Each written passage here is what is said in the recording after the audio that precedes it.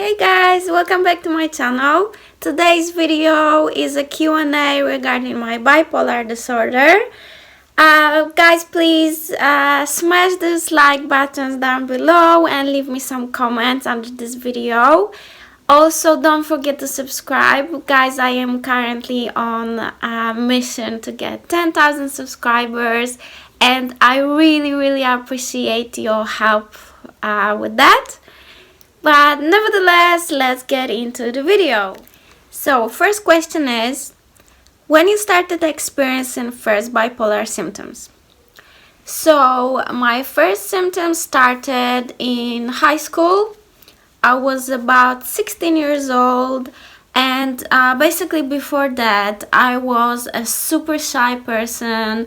I would be scared to speak. I was very insecure and shy. And then in high school, there was one night I was doing a sleepover with my best friend. I woke up after like 3 hours of sleep and I started singing. I was really outgoing, in a really awesome mood, and it continued for weeks. So I was really outgoing. I felt like I was blessed. It felt amazing. I was very productive. I started doing better at school and it was awesome. I didn't expect anything of it, and at the time I didn't know that was my bipolar. I thought that I've just changed. Nevertheless, this started cycling with periods of depression, like 2 weeks long depressions, where I wouldn't leave my room and I would completely shut down from the world.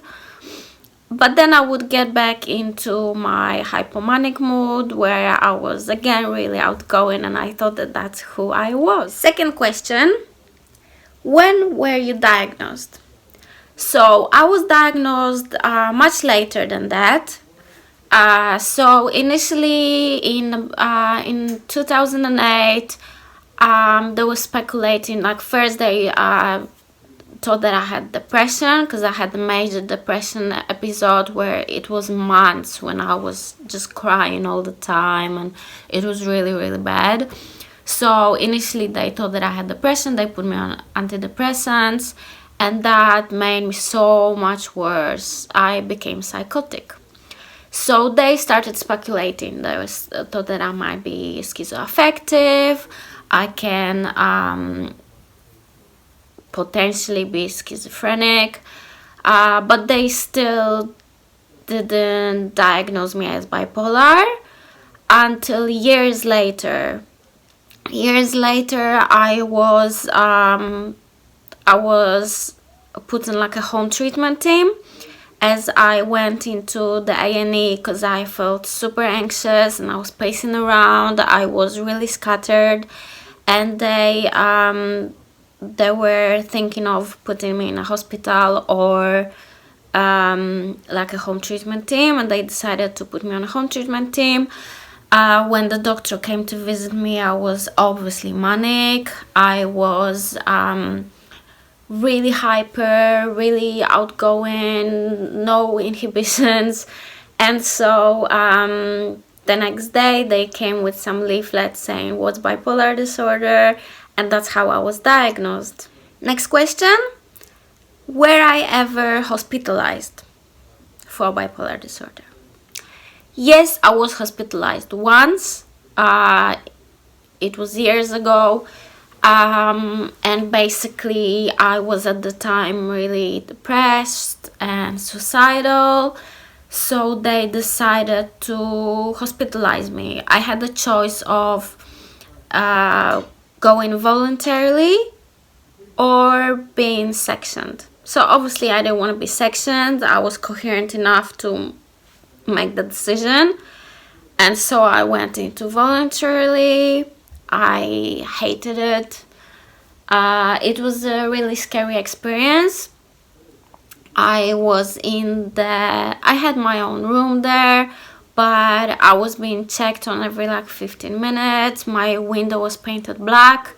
I could only go out on a corridor and just kind of pace around. I weren't allowed to get into close to the door. If I would, there would be alarm. I was not being able to use proper cutlery. I was given a plastic spoon for everything. And yeah, I was going for like art classes there every day. And I was discharged after about a week. And this is the first time in my life where I had a sense of like such freedom. It was amazing to leave the hospital. And nevertheless, it was pretty weird experience, as in a hospital, as the days were going by, I felt safe. I felt like there was no expectations for me, and so it was becoming kind of comforting. I'm glad I never went back, and I'm not intending to. But I understand why often in psychiatric conditions it's becoming like a revolving door syndrome, where people going in and out of hospitals. It's sad, but that's what it is. Would you get rid of bipolar disorder if you could? So that's an interesting question. I, to be honest, wouldn't get rid of bipolar disorder because it is very hard at times, and it's really fun at times. Often I feel very isolated with this, as in my real life I don't have many friends with conditions like that. Nevertheless, I feel like it's been with me ever since, high school. So it's part of me, it's who I am, and so I wouldn't change that. What were the hardest implications of bipolar disorder for me?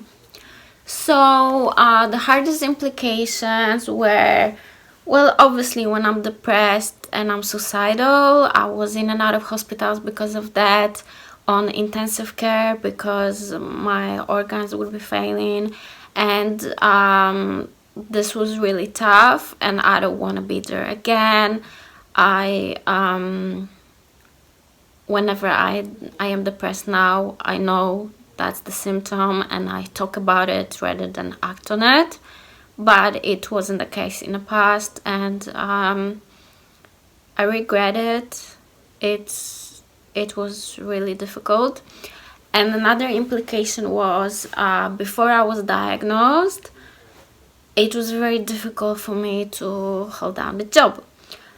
I was in and out of jobs. I was losing jobs all the time because I would be going crazy, going manic, or getting really depressed, and I would call in sick or just wouldn't show up. And so I kept losing job after job after job. It was very discouraging. And every time I would cry, and it was a disaster. After I was diagnosed, it got better. So I started holding jobs for longer and longer. And now I have a full-time job for over a year now. And it is awesome, and I don't take it for granted. I really appreciate it. Were there any benefits of having bipolar disorder? So I feel like, yes, there are benefits of bipolar disorder, since when you're not all out manic, when you're just hypomanic, you are very productive, you are very creative, charismatic, outgoing, and I often have a lot of things done. Like what normally takes me a week to do, it takes me like a night or a day to do. And it feels amazing, and I feel, people don't get that roller coaster of emotions. I feel like because of bipolar disorder, I have a much bigger scale of emotions and feelings and energy levels. So I think that this is pretty cool, and it helps me be more creative, and I can, even though, for example, when I went manic first time, even though I am not manic anymore, I feel like I can access that feelings, and like I never was as shy anymore as I was prior to my first manic episode. How do you feel about your diagnosis? Well, when I finally got my diagnosis, I felt like it was really superficial and kind of like a joke because I was manic at the time. But overall, it felt kind of like a relief, because for a few years they were speculating what could I have, and I was put on different medications all the time. Eventually, when I was diagnosed, I was put on the right combo of meds, which really helps me to be more stable. And I feel